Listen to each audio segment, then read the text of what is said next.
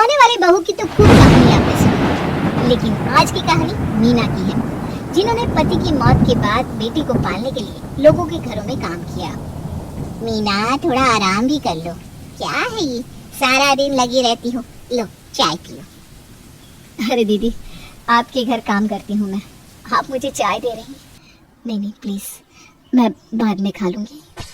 पति के जाने के बाद तो तूने पूरी जिंदगी बेटे के लिए लगा दी। अपना ख्याल नहीं रखेगी तो बेटे को कौन संभालेगा? मीना बेटे को पढ़ाने लिखाने के लिए खूब काम करती और उसका सबसे मनपसंद काम था खाना बनाना। अरे मीना, कितने घर का खाना बनाती है? एक मैं हूँ, मुझसे तो एक घर का भी खाना नहीं बनता, कैसे कर लेती है इतना काम? मीना तो बस अपने बेटे की पढ़ाई और घर चलाने के लिए खूब काम करती। उसे पता ही नहीं था कि देखते ही देखते वो कितने ही लोगों का खाना आराम से बना लेती और कहीं से वो बेटी का मन का बना हुआ खाना पैक करके घर ले आती। क्या है माँ, अब मैं बड़ा हो गया हूँ, फिर भी तू आज भी किसी न किसी के घर में बहाने से मेरा मनपसंद खाना बना ही लेती है, क्यों? अरे तो और क्या, तू जानता है ना, मैं जब ये हलवा बनाती हूँ ना, एक्स्ट्रा घी और काजू बादाम डालती हूँ ताकि तू और अच्छा बढ़े। बेटा माँ को गले लगा लेता है। मीना किसी तरह लोगों के घरों में खाना बनाकर बेटे को बड़ा कर ही रही थी कि एक दिन, अरे मीना, तुमसे काम था, कोई हलवाई हो पहचान में तो बताना।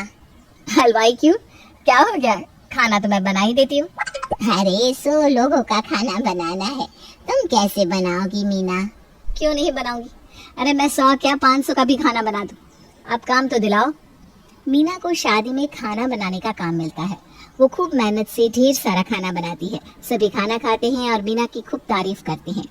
हमने तो सोचा ही नहीं था कि हमारे घर की शादी में इतना शानदार खाना बनेगा। आप बस मुंह मांगे पैसे बोलो। मीना भी पैसे मांगने में कोई शर्म नहीं करती और पैसे लेकर घर पहुंचती है कि सामने खड़ा होता है बेटा रोहन। माँ, कितना थकी हो, क्या हो गया? कुछ खाया नहीं क्या? सबके लिए बनाती हूँ, थोड़ा खुद के मुंह में भी रख लिया करो। अरे कैसी बात कर रहा है, मैं बिल्कुल नहीं थकी। अब तू बता, मेरा बेटा क्या खाएगा? कुछ नहीं माँ। और सुनो माँ, एक खुशखबरी है, मुझे नौकरी मिल गई है। और तो और, अब माँ तुम आराम करोगी घर में। अरे जीता रे बेटा, ये ले आज की कमाई, अपने लिए जाकर कुछ अच्छे कपड़े ले आ। बेटा माँ से पैसे लेता है और चला जाता है। मीना भगवान के आगे हाथ जोड़ती है कि कम से कम उसकी मेहनत के दिन खत्म हुए। दिन बीतते हैं और मीना के बेटे की शादी हो जाती है। शादी के बाद, बहू, तुम्हारे घर वाले आने वाले हैं, कौन क्या खाता है सबकी पसंद बता दो बेटा। मीना की शातिर बहू सुनैना समझ जाती है कि उसकी सास सीधी औरत है और वो उसका फायदा उठा सकती है। नहीं नहीं माँ, क्यों कोई बहू के घर वालों के लिए सास भला खाना बनाए? नहीं नहीं नहीं नहीं, मैं बनाती हूँ ना माँ। माँ को खाना बनाना पसंद है, लेकिन मेरे घर से तो कम 10 लोग आ रहे, माँ जी थक जाएंगी। अरे तेरी सास ने तो पूरी की पूरी बारात का खाना बना रखा है, तू चिंता ना कर बहू, मैं नहीं थकूंगी। अच्छा माँ जी, वो क्या है ना, मेरे ऑफिस से भी 10-12 लोग आ रहे हैं, आप उन लोगों के लिए भी बना देंगी? फिर मैं आपके पैर में तेल लगा दूंगी। बहू के मुंह से ये सुनकर सास इमोशनल हो जाती है। अरे नहीं नहीं, तू तो मेरी बेटी जैसी है, कोई बात नहीं, तुम कुछ और काम कर लो, मैं किचन का काम निपटा देती हूँ। बहू के ऑफिस से लोग आते हैं, मायके वाले आते हैं, जो भी आता सास खाना बनाती और वो खूब खाते। फिर एक दिन, मैं क्या बोल रही हूँ, क्यों ना मैं माँ को लंच पैक का काम शुरू करवा दूँ। यहाँ कई लोग हैं जो खाना बनाना नहीं जानते, या फिर वर्किंग वुमन जो खाना बनाने का वक्त ही नहीं निकाल पाती। अब वो माँ से टिफिन ले लेंगी और माँ पर टिफिन चार्ज कर लेंगी। घर बैठे हम लोगों की एक्स्ट्रा कमाई हो जाएगी, क्यों? हाँ, लेकिन मैं माँ से काम नहीं करवाना चाहता। वो क्या है ना, बहुत लोगों के घरों में माँ ने काम किया है, अब उनकी आराम करने की उम्र है। कैसी बात कर रहे हो? अरे मतलब उम्र तो कुछ भी नहीं है अभी उनकी।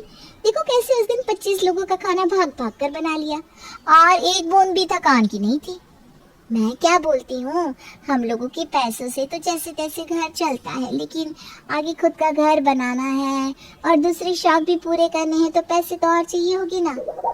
हाँ वो तो है, लेकिन क्या, मेरे ही ऑफिस में 20 लोग ले लेंगे माँ के हाथ का खाना। वैसे भी सबको माँ के हाथ का खाना बहुत पसंद है, और फिर जाना थोड़ी ना है माँ को कहीं, घर पर बनाए, दरवाजे में पकड़ा दे। ठीक है, देख लो माँ से बात करके। बहू सास के पास जाती है और प्यारी प्यारी बातों से उन्हें पटाने की कोशिश करती है। माँ जी, आपके हाथ के खाने के तो लोग दीवाने हो गए। आप क्यों नहीं लंच पैक का काम करती? अरे एक दिन में कम से कम 5,000 कमा सकती हैं आप, यानी कि महीने का कम से कम 1.5 लाख रुपया। बस करना कुछ नहीं है, सिर्फ खाना पैक करके देना है। और माँ जी, ये तो पुण्य का काम है ना, कम से कम कई लोग सिर्फ घर का खाना खा पाएंगे। हाँ वो तो ठीक है, लेकिन पता नहीं रोहन मानेगा कि नहीं, और कौन लेंगे मुझसे लंच। बहू कैसे बोले कि उसकी तो बात हो गई है और ग्राहक भी वो तैयार करके बैठी है। हाँ, माँ जी वो सब मुझ पर छोड़ दे, मैं देख लूंगी। वैसे भी माँ, आपके हाथ का खाना लाजवाब है। भगवान हर किसी को आपकी जैसी सास दे। सास बहू की चिकनी चुपड़ी बातों में आ जाती है। जीवन भर कड़ी मेहनत करने वाली मीना एक बार फिर लग जाती है काम पर। सारा दिन खाना ही बनाती रहती। शाम को अगली सुबह की टिफिन का काम वही बहू के ऑफिस में। क्या खाना है यार तेरी सास का? ये ले, मैंने सबसे पैसे इकट्ठे कर लिए, 5,000 है पूरे, गिन ले। बस ये खाना देना बंद मत करना। बहू खुश हो जाती है और पैसे लेकर पति के पास आती है। ये देखो आज की कमाई, रोज इतने नोट आएंगे, हम लोग तो अमीर हो जाएंगे। हाँ लेकिन ये माँ को तो दे दो, हम लोग उनसे ले लेंगे। क्यों माँ को दे दूं? मैंने जुगत लगाई है कमाई की। वैसे भी रोज के खाने का राशन सब्जी वो तो मैं ही लाती हूँ, ग्राहक भी मैं ही लेकर आई। नहीं, मैं एक पैसा नहीं दूंगी। इससे हम लोग रोज घूमेंगे फिरेंगे, गाड़ी लेंगे और घर भी तो लेना है ना। पति को भी बीवी की बात ठीक लगती है। अब मीना सारा दिन घर में खाना बनाने का काम करती और सारा पैसा बहू ले लेती, बदले में घुमा घुमा कर बातें करती। बहू कैसा लग रहा है तेरे ऑफिस वालों को खाना? अरे माँ जी बहुत अच्छा, इनफैक्ट आज तो वो आपसे मिलने भी आ रहे हैं। बोल रहे थे शाम की पकौड़ी आंटी की ओर से। तभी घंटी बजती है और बहू के ऑफिस के दोस्त आ जाते हैं। अरे आंटी देखिए, आपके हाथ के खाने को खा खा कर मैं कितना मोटा हो गया हूँ। और आंटी मैं तो कितनी रिलैक्स हो गई हूँ, देखिए मेरे चेहरे पर चमक आ गई है। आंटी आज ना चाय और पकौड़े खाने का प्लान बना लिया हमने। अरे बिल्कुल बिल्कुल बेटा, आओ बैठो, मैं जल्दी से चाय पकौड़े लेकर आती हूँ। मीना किचन की ओर जाने लगती है। माँ जी मैं आ रही हूँ आपकी मदद करने के लिए। अरे नहीं बेटा, तेरे दोस्त आए हैं ना, तू बात कर, मैं अभी आई। मीना के जाने के बाद, अरे वाह तेरी सास तो कमाल की है, भगवान सबको ऐसी सास दे। खाक अच्छी है।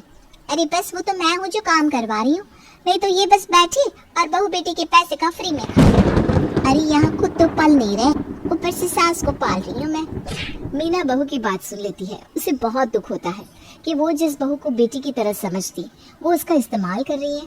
मीना को दुख तो होता है, लेकिन जीवन भर स्ट्रांग रहने वाली मीना इस बार कैसे हार मान लेती। वो सीधा बहू और उसके दोस्तों के सामने आ जाती है। बहू शक पका जाती है कि ये कहाँ से आ गई। आंटी जी मैं पूछ रही थी कि कल क्या रहेगा खाने में। हाँ वो क्या है ना, मैं भी यही कह रही थी, हफ्ता हो गया मुझे खाना देते, तुम लोगों को खाना पसंद भी आ गया है तो आप पेमेंट दे दो। वो क्या है ना, रोज खाना बनाने के लिए सामान लाना होता है और मैं नहीं चाहती कि किसी के पैसों से मैं काम करूं, फिर बहू को भी तो खाना खिलाती हूँ। अब ये घर की है तो मैं पैसे भी नहीं लेती, बस फ्री में इसे पाल रही हूँ। लेकिन कब तक? तो बहू इस हफ्ते के पैसे क्लियर करके ले आना। हाँ लेकिन हम लोग तो रोज पैसा दे रहे हैं। अच्छा, पर मुझे तो नहीं मिले, तो पैसे मुझे अभी दे देना, वरना कल से तो मुश्किल हो जाएगा खाना भेजना। अरे नहीं आंटी जी, खाना बंद मत करना प्लीज, ये लीजिए हफ्ते के पैसे, बाकी हम आपकी बहू से हिसाब कर लेंगे, क्योंकि ये सारा पैसा हमारा खाकर बैठी है और बोल रही है कि सास को पालती है। सास अंदर चली जाती है और बहू की चालाकी। राजगढ़ में राधा अपनी 3 बहूओं के साथ रहा करती थी। राधा बहन का सारा दिन का एक ही काम था, आने जाने वाले लोगों को रोकना और उनसे बैठकर घंटों बातें करते रहना। एक दिन, अरे साधु महाराज कहाँ जा रहे हैं? भिक्षा की तलाश में हूँ बेटी। अरे महाराज, तो हमसे क्या गुनाह हो गया जो आप हमारे घर से भिक्षा नहीं मांग रहे? बेटी मैं तो सिर्फ उसी घर का खाना खाता हूँ जहाँ सिर्फ प्यार और एकता होती है। तेरे घर में तो कोई एक दूसरे की शक्ल भी नहीं देखना चाहता।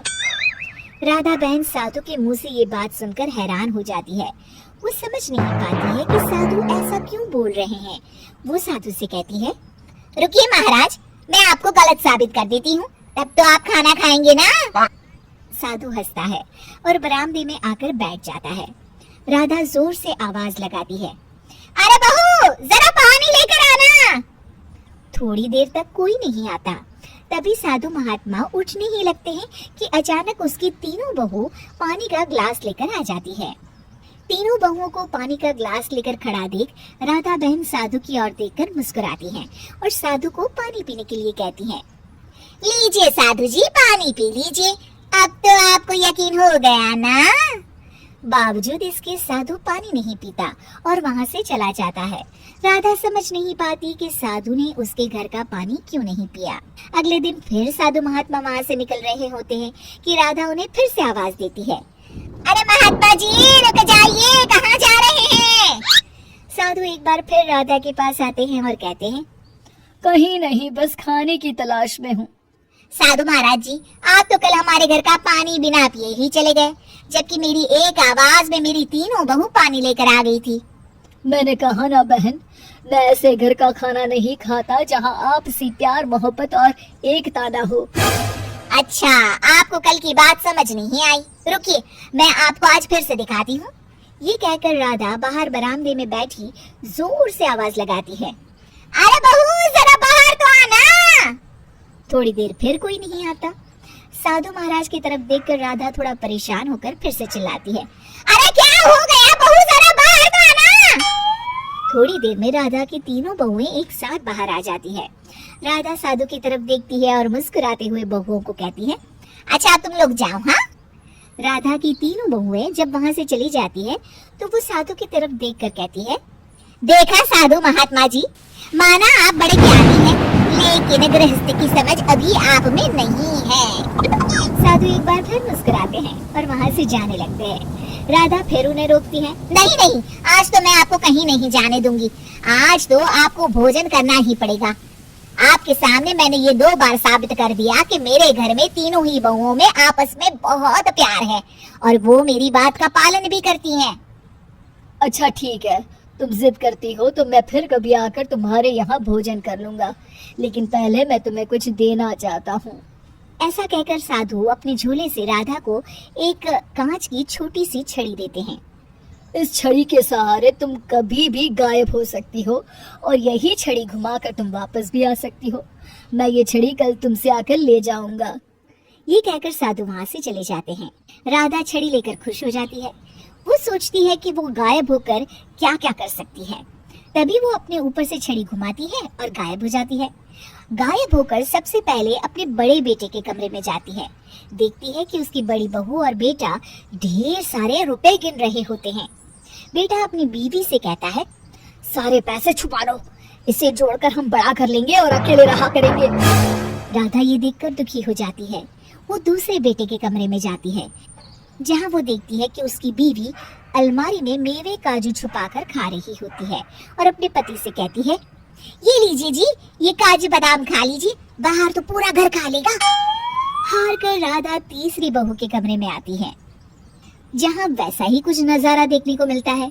वो अपने गहनों को छुपा रही होती है। राधा ये देखकर बहुत दुखी हो जाती है।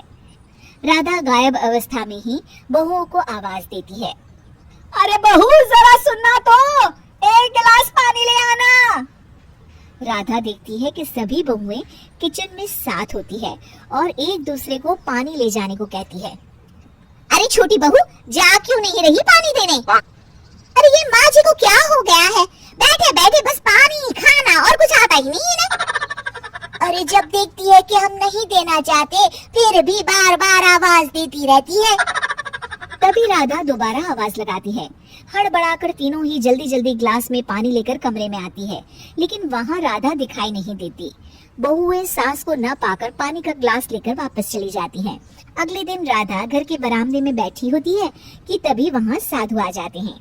ला बेटा राधा, जल्दी से मेरी छड़ी वापस कर दे, और हाँ, जरा अपनी बहुओं को बोल भोजन भी ले आएंगी। इस बार राधा का चेहरा उतरा हुआ था। वो कहती है, आपने सही कहा था महात्मा जी, मेरे घर में एकता, प्यार, भाईचारा बिल्कुल भी नहीं है। जैसे लोग दिखते हैं जरूरी नहीं कि वो वैसे ही हो। मैं आपको अपने घर का भोजन करा के आपका नियम नहीं तोड़ना चाहती। और साधु छड़ी लेकर आगे निकल जाती।